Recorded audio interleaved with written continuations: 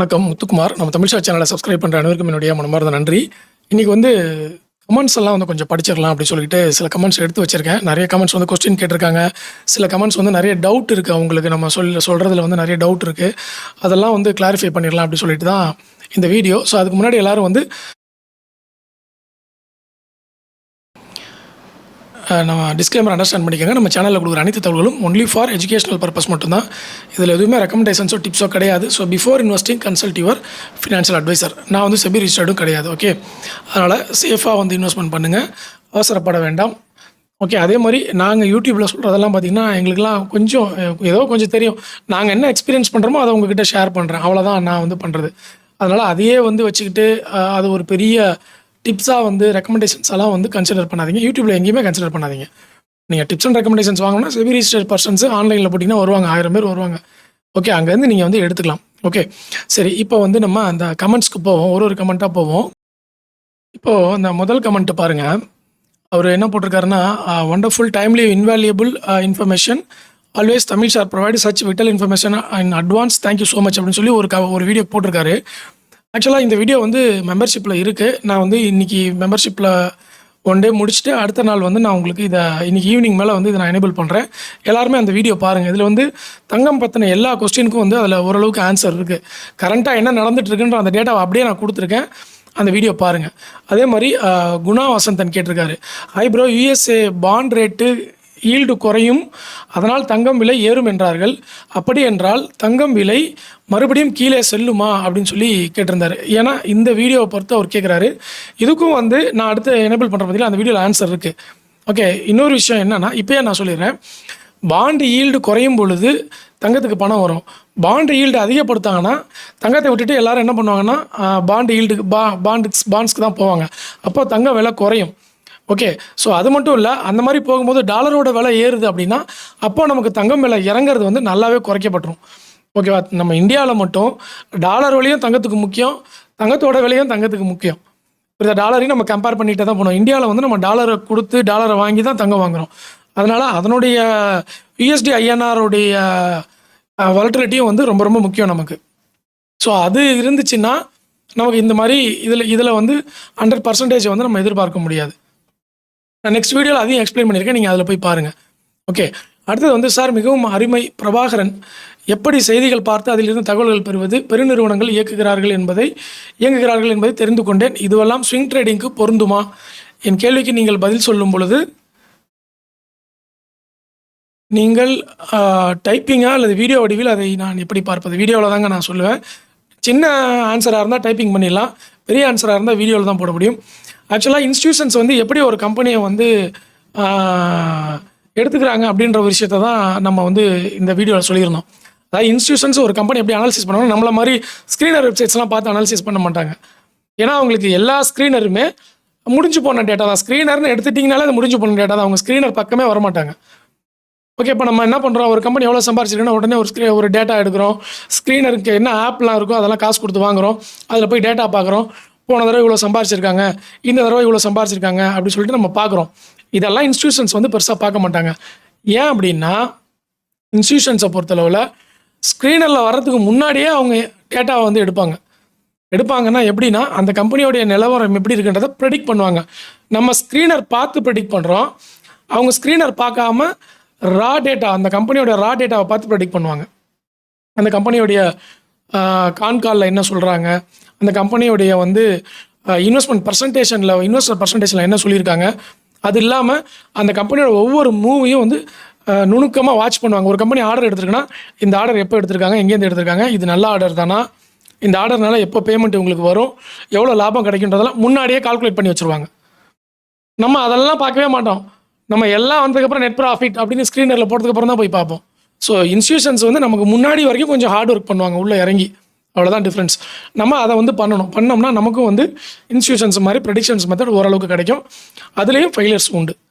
ஏன்னா நான் ஆல்ரெடி சொல்லியிருக்கேன் பார்த்தீங்களா, பிஹெச்எல்ல வந்து 1,00,000 கோடி ஆர்டர் இருந்தது. 70,000 கோடி ஆர்டரை வந்து குஜராத் கவர்மெண்ட் டக்குன்னு கேன்சல் பண்ணாங்க. அப்படி கேன்சல் பண்ண போகிறாங்கன்ற டேட்டா நமக்கு தெரியாதுல்ல. நம்ம ஆர்டர் இருக்குன்னு பார்ப்போம், இதை எக்ஸிக்யூட் பண்ணாங்கன்னா நல்ல லாபம் வரும்னு நினைப்போம்.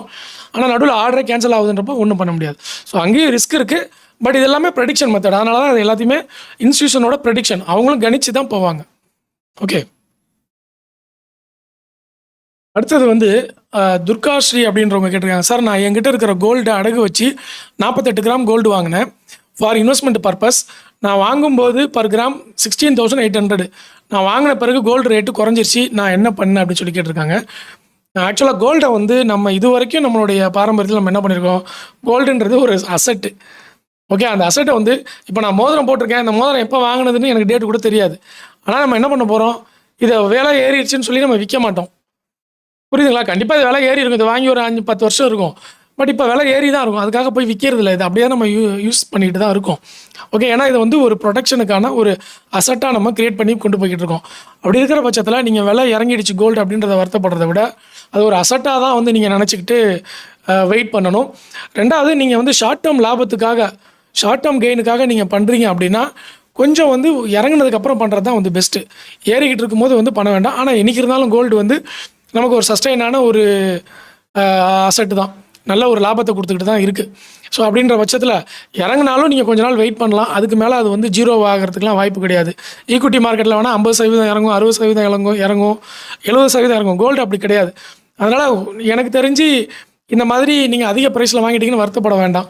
அது பாட்டுக்கு அசட்டாக இருக்க போது உங்களுடைய அடுத்த தலைமுறைக்கு நீங்கள் கொடுக்கலாம். இல்லை இன்னும் கொஞ்சம் நல்லா ஏறினதுக்கப்புறம் நீங்கள் விற்று ப்ராஃபிட்டை புக் பண்ணிக்கலாம் விருப்பம் இருக்கிறவங்க. இல்லைனா அது அப்படியே கோல்டாகவே வந்து வச்சுக்கிட்டு தன்னுடைய ஸ்டேட்டஸ் வந்து இன்க்ரீஸ் பண்ணிக்கிட்டே போவாங்க. அதன் மூலியமாக கோல்டில் இன்னும் நிறைய இன்ஃபர்மேஷன்ஸ் நம்ம எடுத்துக்க வேண்டியது இருக்குது. திருப்பி கன்சல்டேட் பண்ணி நான் வந்து இன்னொரு வீடியோ வந்து கோல்டுக்கு போடுறேன். ஓகேவா? அதையும் வந்து பாருங்கள். தங்கத்தோட விலை எப்படி மாற்றமாகுதுன்றது அடுத்த வீடியோவில் தெளிவாக சொல்லிடுறேன்.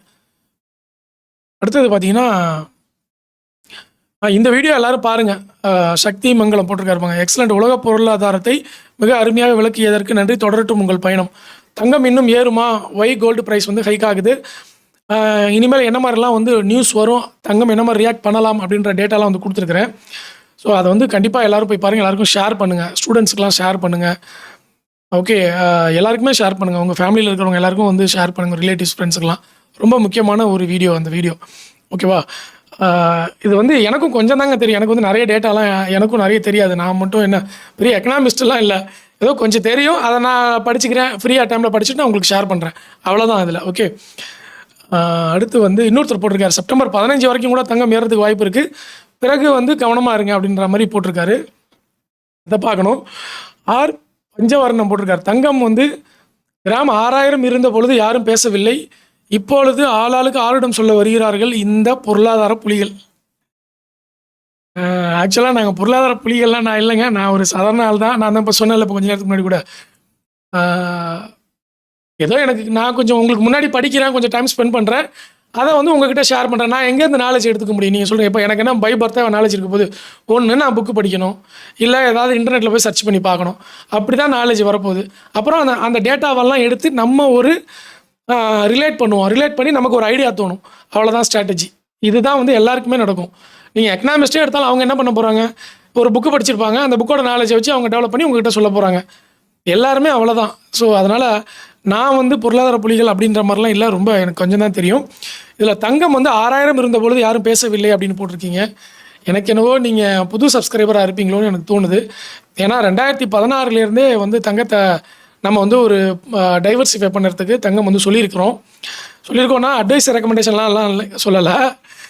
தங்கம் வந்து நம்மளுடைய போர்ட்ஃபோலியோவில் இருக்கணும், மார்க்கெட் இறங்குச்சுன்னா வாங்கணும், இதெல்லாம் வந்து ஜென்ரலான விஷயந்தான்.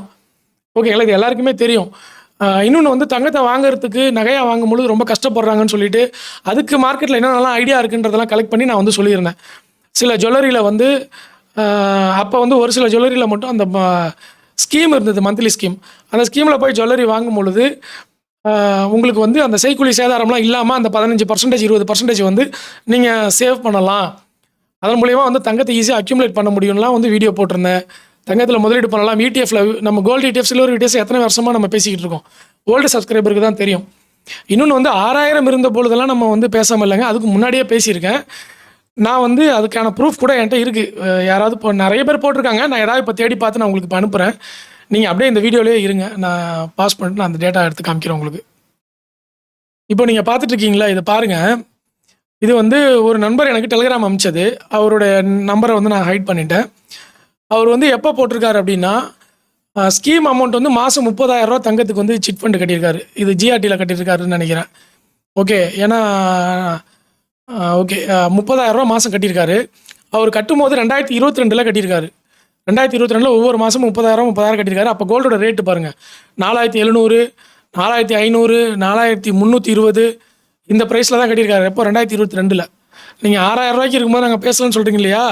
இதெல்லாம் வந்து நான் 2022க்கு முன்னாடியே பேசி, 2020லேயே பேசி, 2019 பேசியிருக்கிறோம், 2018 பேசியிருக்கிறோம். 2020 வந்து அவர் அதெல்லாம் கேட்டுட்டு லேர்ன் பண்ணிவிட்டு அதே மாதிரி நான் பண்ணுறேன்னு சொல்லி அவர் 2022 ஒரு சிட் ஃபண்டு போட்டு மாதம் 30,000 பணம் கட்டி டோட்டல் அமௌண்ட்டு 3,30,000 அவர் வந்து அதுக்கு டோட்டல் அமௌண்ட் வந்ததுக்கப்புறம் அந்த ஜொல்லையும் வாங்கி எனக்கு வந்து அனுப்பிச்சிருந்தார். தேங்க்யூ ப்ரோன்னு போட்டிருந்தார். சார் நீங்கள் சொன்ன மாதிரி நான் வந்து ஜொல்லையும் வாங்கியிருக்கிறேன். ஸோ இதை பாருங்கள், நான் அந்த ஜொல்லையும் ஃபோட்டோ எடுத்து அந்த சிட் ஃபண்டையும் எனக்கு ஃபோட்டோ எடுத்து அனுப்பிச்சிருந்தார். அந்த டேட்டா தான் இது. இது வந்து 2022 நான் ரிசீவ் பண்ண டேட்டோடு வருது பாருங்கள். உங்களுக்கு தெரியுதா? நீங்கள் போய் செக் பண்ணி பார்க்கலாம். ஓகேவா? ஸோ அதனால் நான் வந்து நீங்கள் போட்டிருந்தீங்க இல்லையா, 2000 தங்கம் 6,000 இருந்தபொழுது பேசவில்லைன்னு, அதுக்கு முன்னாடியே பேசியிருக்கிறோம். நீங்கள் மேபி நம்ம சேனலுக்கு இப்போ தான் வந்திருப்பீங்க. நீங்கள் இதை வந்து நம்ம சேனலில் இந்த கமெண்ட்டை பதிவு பண்ணுறது சரியாக இருக்காது. நீங்கள் ஒரு கமெண்ட் பதிவு பண்ணுறதுக்கு முன்னாடி இந்த சேனலில் என்ன பண்ணுறாங்க, அவங்க எப்படிப்பட்டவங்க, அவங்க எப்படி பேசுகிறாங்க, நிறைய வீடியோஸ் பாருங்கள். அதுக்கப்புறமா நீங்கள் வந்து கமெண்ட்டை பதிவு பண்ணணும். நீங்கள் எதுவுமே தெரியாமல் கமெண்ட் பண்ணிங்கன்னா இதை படிக்கிற ஒரு 4 பேர் என்ன நினச்சிப்பாங்கன்னா, ஓ இந்த சேனல் இப்படி தான் போல் அப்படின்னு நினச்சிப்பாங்க. ஓகே. நான் வந்து 2019 ஒரு 15 பேருக்கு ட்ரைனிங் எடுத்திருப்பேன். அவ்வளோதான். 18, 19 ஒரு 20ன்னு நினைக்கிறேன். 2020 ஒரு 3-4 பேருக்கு ட்ரைனிங் எடுத்திருப்பேன். அவ்வளோதான். அதையும் அப்பயே நிறுத்திட்டேன் நான். எனக்கு அதில் வந்து உடன்பாடு இல்லை, காசு வாங்கிட்டு ட்ரைனிங் கொடுக்குறதுலையோ. அதனால் எல்லாத்தையும் ஃப்ரீயாக போட்டுட்டேன். ஓகேவா? மெம்பர்ஷிப்பில் வேணால் இருக்கும் மேபி, அதுவும் நடுவில் ஃப்ரீ பண்ணிவிடுவேன். எப்போயாச்சும் தேவைப்பட்டால் மட்டும் திருப்பியும் மெம்பர்ஷிப்பில் போட்டுக்குவேன். மெம்பர்ஷிப்புன்றது சும்மா அவங்களா சப்போர்ட் பண்ண விருப்பம் இருக்கிறவங்க சப்போர்ட் பண்ணுவாங்க, அவ்வளோதான். அது நான் சொல்கிறது யூடியூப்பில் இருக்கிற ஜாயின் பட்டன். மெம்பர்ஷிப் பண்ணோன்னே டெலிகிராம் மெம்பரோ வாட்ஸ்அப் மெம்பரோலாம் நினச்சிக்காங்க. அந்த மாதிரி எங்கேயுமே நமக்கு பெய்டு வெர்ஷன்ஸ் கிடையாது. எல்லாமே ஃப்ரீ தான். ஸோ அதனால் அதுக்கப்புறமே பார்த்தீங்கன்னா நான் எல்லாத்தையுமே ஃப்ரீயாக கொடுத்துட்டேன். நீங்கள் இருக்கிறதா அப்படியே எடுத்துக்கோங்க, பாருங்கள். ஒரு சேனலை வந்து ஃபுல்லாக பாருங்கள். அங்கேருந்து என்னென்ன கற்றுக்க முடியுமோ அதெல்லாம் கற்றுக்கங்க. அன்வான்ட் கமெண்ட்ஸ் வந்து கொஞ்சம் தவிர்த்துருங்க. அப்படி இல்லைனா நீங்கள் வந்து கம்ப்ளீட்டாக தெரிஞ்சுக்கிட்டு கமெண்ட் போடுங்க. ஓகேவா? அடுத்த கமெண்ட் ஒருத்தர் போட்டிருக்காரு, வள்ளி வினோத். அப்போது 1 கிராம் வந்து 10,000 வர வாய்ப்பே இல்லையான்னு போட்டிருந்தாரு. அப்படிலாம் சொல்ல முடியாதுங்க, வரலாம். ஓகே. அதான் நான் சொன்னேன் இல்லையா, மார்க்கெட்டில் வந்து இதுதான் நடக்கும், இப்படி தான் ஆகும்னு 100% யாருக்குமே தெரியாது. நம்ம வந்து லாஸ் வராமல் இருக்கிறதுக்கு நம்ம ஃபண்டை மேனேஜ் பண்ணி ப்ரொடெக்ட் பண்ணி கொண்டு போகணும். ஓகே. இப்படி தான் நடக்கும், இதுதான் நடக்கும்னு நம்ம வந்து 100% சொல்ல முடியாது. ஒரு கெஸ்ஸிங் பண்ணலாம். ஓகே, இப்படி நடக்கலாம், இந்த மாதிரி நடக்கலாம் அப்படி சொல்லி ஒரு கணிக்கலாம், அவ்வளோதானே தவிர 100% வாய்ப்பே இல்லையானா அப்படிலாம் நம்ம எதுவுமே ஒரே வார்த்தையில் சொல்ல முடியாது. திருப்பியும் கோல்டு 10,000 போகலாம், திருப்பி மேலே இன்னும் 20,000 கூட போகலாம். ஓகேவா? இறங்கி ஏறலாம். ஆனால் இறங்குனா கோல்டு திருப்பி ஏறதுக்கான வாய்ப்பு தான் இது வரைக்கும் ஹிஸ்ட்ரி டேட்டாலாம் இருக்குது. இறங்குனா விட மாட்டாங்க, இவ்வளோலாம் இறங்க விட மாட்டாங்க, வாங்கி வச்சுக்கிட்டே இருப்பாங்க. ஏன்னா எந்த கண்ட்ரியும் கோல்டை விற்கலை. இப்போ கூட சைனா வந்து அமெரிக்கா பாண்டை தான் விற்கிறாங்களே தவிர கோல்டை விற்கலை. நம்ம இந்தியன் கவர்மெண்ட்டு இப்போ இந்த மாதமும் கோல்டு வாங்கியிருக்காங்க. எவ்வளோ வாங்கியிருக்காங்கன்னு டேட்டாலாம் நான் கொடுக்குறேன். நமக்கு என்ன சொல்லியிருக்காங்கன்னா, இந்தியன் கவர்மெண்ட் வந்து டாலருக்கு எதிரான அந்த மதிப்பை நம்ம காப்பாற்றிக்கிறதுக்காக நம்ம என்ன பண்ணணும்னா, கொஞ்சம் சஸ்டெயின் பண்ணுறதுக்கு நகையை போய் வாங்கிக்கிட்டே இருக்காதீங்கன்னு நமக்கு பிரைம் மினிஸ்டர் சொன்னாங்க. ஸோ அது வந்து நம்ம எல்லாரும், நம்ம மக்கள், கவர்மெண்ட் எல்லாம் ஒன்று சேர்ந்து தான் அதை வந்து ஃபேஸ் பண்ணணும். அப்படின்றப்போ அவர் சொல்கிறாங்க அப்படின்னா அதை வந்து நம்ம கேட்டுக்கிட்டு கொஞ்ச நாளைக்கு இந்த நகையெல்லாம் வாங்காமல் கோல்டு பீஸ், அப்புறம் வந்து கோல்டு ஏஜிஆர் வருதுன்னு சொல்லியிருக்காங்களே அது, அந்த மாதிரி விஷயங்களை நம்ம முதலீடு பண்ணிக்கலாம். நகையாக வாங்காமல் மற்ற அரசாங்கம் சம்மந்தப்பட்ட விஷயங்களை நம்ம போய் முதலீடு பண்ணிக்கலாம். ஓகே, அந்த மாதிரி வந்து பண்ணுங்கள். ஏன்னா நம்ம அவங்க சொல்கிறாங்க, நம்மள்ட்ட ஒத்துழைப்பு கேட்குறாங்கன்னா அது 100% கொடுக்க வேண்டியது நம்மளுடைய கடமை. ஓகே, அப்போ நகைலாம் நம்ம வாங்காமல் நம்ம வந்து அவங்களுக்கு சப்போர்ட் பண்ணணும். அப்போ தான் வந்து நம்ம இந்திய ரூபாயின் மதிப்பையும் கொஞ்சம் சஸ்டெயின் பண்ணி வச்சுக்க முடியும் அப்படிங்கிறது தான். அடுத்தது பார்த்தீங்கன்னா, தலைவா மல்டி பேகர்ஸ் ஏன் தேடுறீங்க? எத்தனையோ shares have 2x 3x from their bottom. ஆமாங்க. ஆக்சுவலாக 2019க்கு அப்புறம் பங்குச்சந்தையில் பெரும்பாலான பங்குகள் மல்டி பேகர் தான். ஓகே, 2020க்கு அப்புறம் பார்த்தீங்கன்னா எல்லா பங்குகளுமே ஒரு 80% ஸ்டாக்ஸ் வந்து 3x கொடுத்துருச்சு. ஓகே, 2020க்கு அப்புறம். அதனால் இந்த டைமில் வந்து நம்ம மார்க்கெட்டில் பர்ஃபார்மன்ஸை வந்து நான் இண்டிவிஜுவலாக எடுத்தேன்னு யாருமே சொல்ல முடியாது. நான் பயங்கரமாக கெஸ் பண்ணேன், பயங்கரமாக அனாலிசிஸ் பண்ணியிருக்கலாம் சொல்ல முடியாது. ஏன்னா மொத்த மார்க்கெட்டுமே 2021லேருந்து ஏறிக்கிட்டே தான் இருக்குது. மார்க்கெட் இறங்கும் போது ஒரு ஸ்டாக்கை கணிச்சு ஒரு அனாலிசிஸ் பண்ணி சொல்லணும். அதுதான் அப்போ ஜெயிச்சா தான் அது வந்து ப்ராப்பர் அனாலிசிஸ். அப்படி இல்லைனா மார்க்கெட்டை நம்மளும் பின்னாடி போகிறோம், அப்படி தான் அர்த்தம். ஓகே. ஸோ அதனால் எல்லா ஸ்டாக்குமே 3x கொடுத்துச்சு தான். பட் இந்த டைட்டில் வந்து மார்க்கெட் மல்டிபேக்கர் எப்படி கண்டுபிடிக்கிறதுக்குன்னா ஒரு சின்ன கண்டென்ட் தான் அது. அதுவே வந்து நம்ம லைஃப் டைமில் அதை தான் ஃபாலோ பண்ண போகிறோம் அப்படின்றது கிடையாது. அது ஒரு சின்ன கண்டென்ட், அது ஒரு லேர்னிங் பாயிண்ட், அவ்வளோதான் உங்களுக்கு. அதை எடுத்துகிட்டு நீங்கள் நெக்ஸ்ட் லெவலுக்கு மூவ் ஆயிடணும். ஓகே. ஸோ இன்னும் நிறைய கமெண்ட்ஸ் டவுட் கேளுங்க. நான் வந்து டைம் எடுத்து அதுக்கு வந்து ஆன்சர் பண்ணுறேன். இதுவே 15 மினிட்ஸ் ஆகிடுச்சு போதும்னு நினைக்கிறேன். ஸோ டெலிகிராமில் ஜாயின் பண்ணாதவங்க டெலிகிராமில் ஜாயின் பண்ணிக்கோங்க. ஃப்ரீ தான், அப்டேட்ஸ் எடுத்துக்கோங்க. அப்புறம் வந்து டிமார்ட் என்னுடைய ரெஃபரல் லிங்க்கும் டிஸ்கிரிப்ஷனில் கொடுத்துருக்கேன். விருப்பம் இருக்கிறவங்க அதை வந்து பயன்படுத்தி அக்கௌண்ட் ஓப்பன் பண்ணிக்கோங்க. ஓகே, நன்றி, வணக்கம்.